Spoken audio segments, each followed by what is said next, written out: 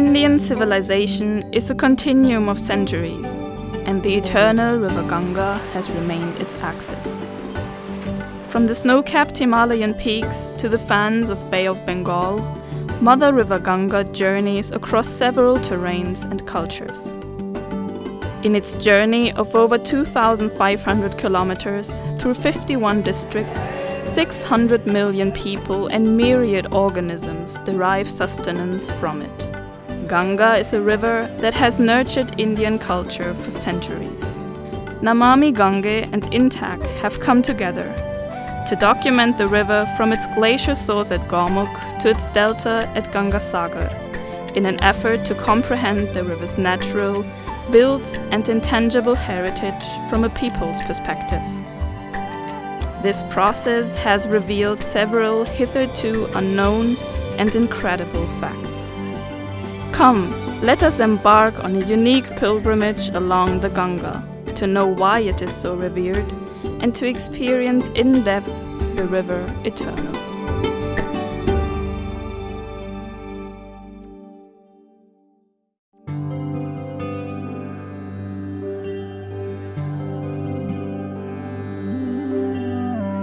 Rivers play a significant role in the rise of civilizations.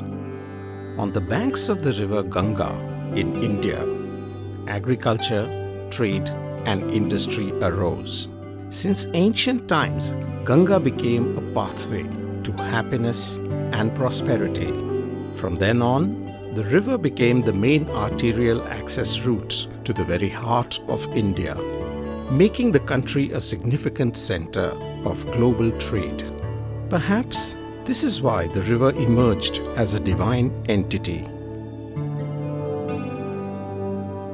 But the moment the Industrial Revolution gave the Western world an edge, colonial powers, attracted by this prosperity, used this very artery to make inroads and enslave India. India's past and its future are closely connected to the vitalizing waters of this sacred river. We are all aware that Ganga descended from the heavens upon human entreaty to serve humanity. She renounced the comforts of heaven to grant salvation to all the souls that seek its benediction.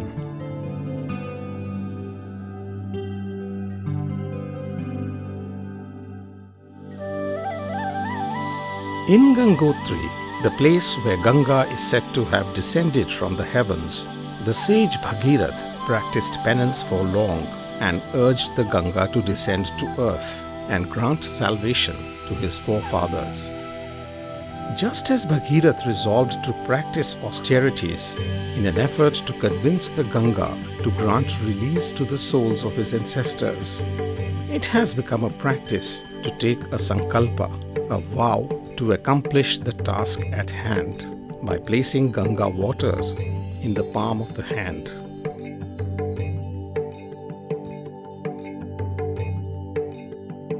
Sage Bhagirath's firm resolve to bring Ganga to earth through severe penance was carved in stone in the 7th century, thousands of kilometers away from the river's location on a half-mile granite rock face on the shores of Mahabalipuram, shows how Bhagirath stood in the tree posture, a yogic asana, practiced austerities, and succeeded in finally bringing the Ganga to earth.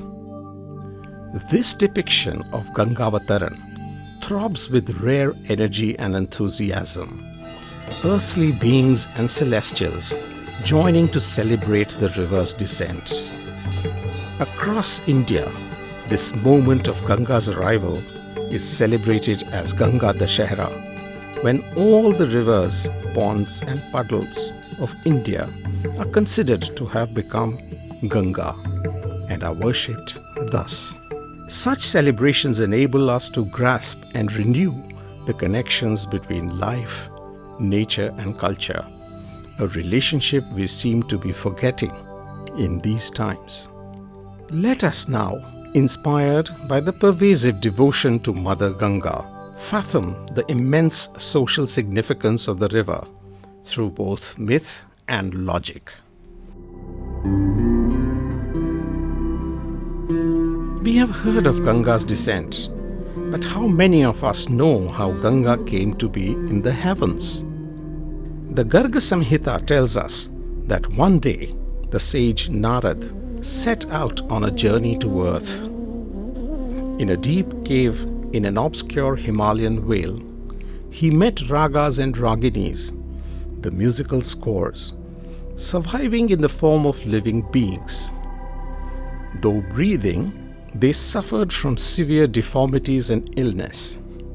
Their faces withered, deep wounds on their bodies and souls were clearly visible.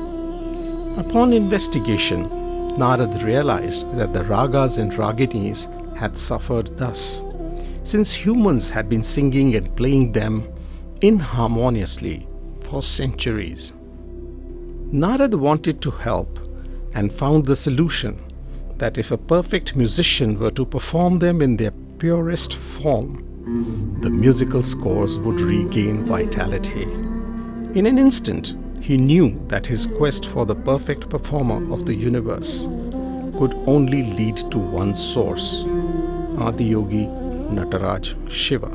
Narad begged him to sing.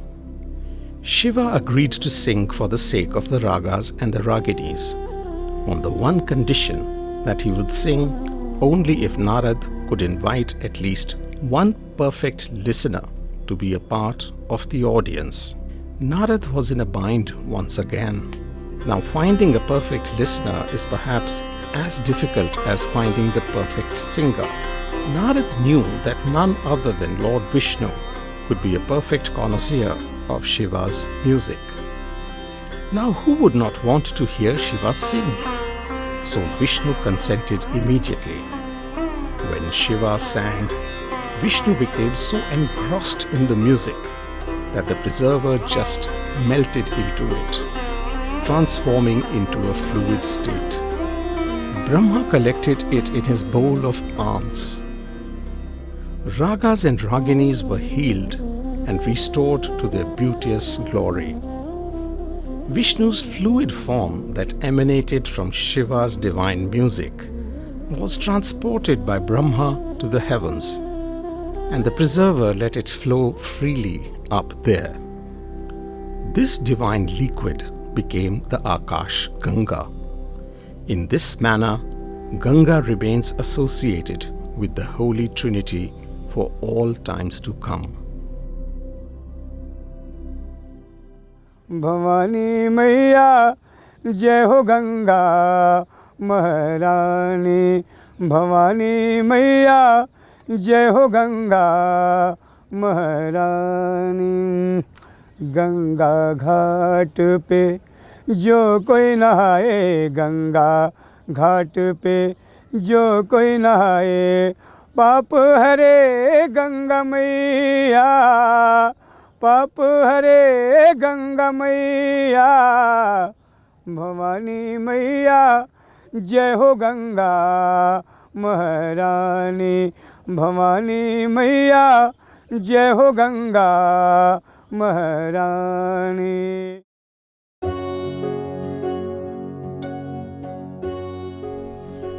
Looked at superficially, the world of Ganga is just a world of pilgrimage and ritual. But why is this river revered so much more than other rivers? When we observe the flowing Ganga on the earth's surface, we tend to ignore the moisture-laden cloud systems that bathe India in the monsoon showers. These winds, rushing in from the Bay of Bengal, break the dry spell and give hope and livelihoods to millions. Our ancestors referred to this ethereal form of the river simply as Akash Ganga. Beneath the earth's surface too, there are invisible aquifers in the watershed that manifest as underground reservoirs. These are referred to as Patal Ganga. Amongst the most interesting myths in the tale of Ganga's descent is the one related to the river's velocity. When Ganga agreed to descend to the earth, The celestials were apprehensive that the rapid flow of Ganga would inundate the earth. Then Lord Shiva was entreated upon to restrain Ganga in his dreadlocks to check this flow. Mountain communities share the belief that Himalayan forests are indeed Shiva's dreadlocks that control runoff by storing rainwater in their roots. These forests, spread across the vast Himalayan ranges, attract the moisture-laden monsoon winds towards them, forcing them to shed their moisture. As soon as it rains, they store this water in their deep roots and gradually release it into the Himalayan springs. Scientists describe this green cover as cloud forest, a cover of jungle that can catch the rain. Deep roots of the trees in these jungles store thousands of liters of water, keeping the soils moist, releasing the waters drop by drop into the mountain streams, making the Himalayan mountain chain the water towers of Asia. The ever-flowing Ganga has satiated our civilization for more than 5,000 continuous years. Be it the penance of Bhagirath or the exile of Ram, Lakshman, Pandavas, Buddha's asceticism or Mahavira's aparigraha, Chaitanya Mahaprabhu's devotion to Krishna or Kabir's connect with the Nirguna, the golden age of Samudragupta's reign or Akbar's Deen-e-Ilahi, Ganga has seen it all. And in fairs, arts, handicrafts, biodiversity, it flows perennially. This spirit of selfless service is perhaps the most significant message of the Ganga. Pilgrimages to the banks of the sacred river, whether related to birth rituals or the consigning of the dead to the flames, add to devotees' reverence for the river. Ganga is probably the only divine river in the world that has for millennia not only sustained people during their lives, but also granted solace to millions in death. No other river in the history of the world has served humanity in this manner. Since times immemorial, it has been known that Ganga waters stored for long do not putrefy. Geologists tell us that the Himalayas are a young mountain range consisting of new granitic rocks. When carbon-rich monsoon rain falls over them, silicates from these rocks react to create several complex colloidal compounds that deter the festering of any microbial matter as well as algae. This ensures that the Ganga waters collected and stored for long periods remain unspoilt. Scientists also tell us that Ganga and Brahmaputra together sequester nearly 22% of the world's carbon in the submarine canyons off the coast of Bay of Bengal. These underwater formations are so deep that they have remained virtually unmapped until today. This means that if we want to save the Earth from the effects of climate change and global warming, preservation of the Ganga would have to become a foremost priority.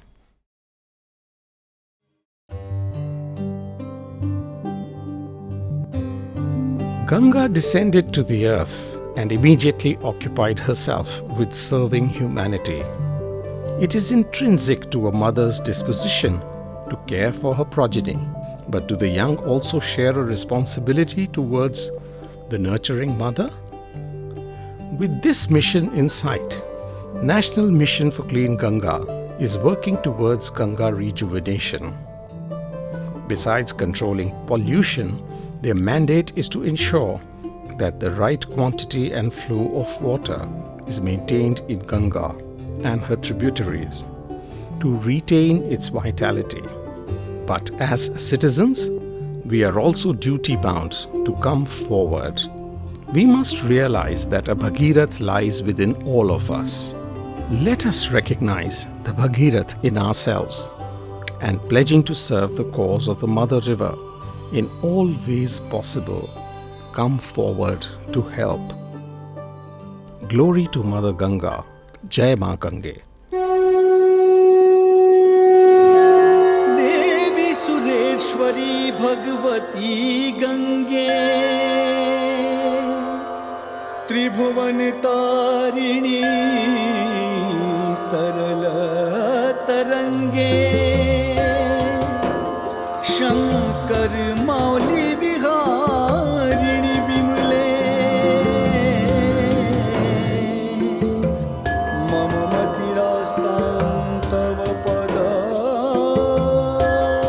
कमले। हे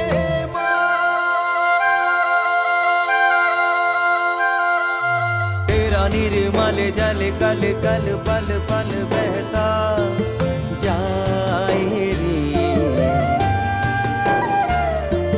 धरती का कण कण नित नित तेरा ही गुण गाए रे।